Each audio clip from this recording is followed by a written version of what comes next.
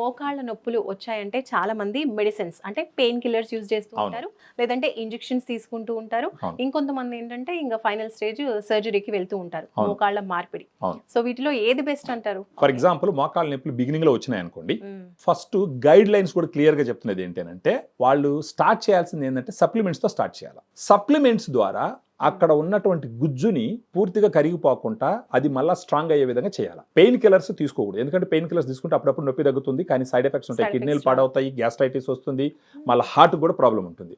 So painkillers no. Operations అంటే మోకాళ్ళ నొప్పులు వచ్చిన మొదట్లోనే ఆపరేషన్స్ డాక్టర్స్ కూడా చేయరు. గ్రేడ్ 1, 2, 3, 4 అని ఉంటుంది. 4th గ్రేడ్కి వెళ్ళినప్పుడు ఖచ్చితంగా ఆపరేషన్ చేస్తారు. అది ఖచ్చితంగా అల్టిమేట్ డిసిషన్ అది. సో పూర్తిగా అరిపోయేదాకా ఎందుకు వెయిట్ చేయాలి?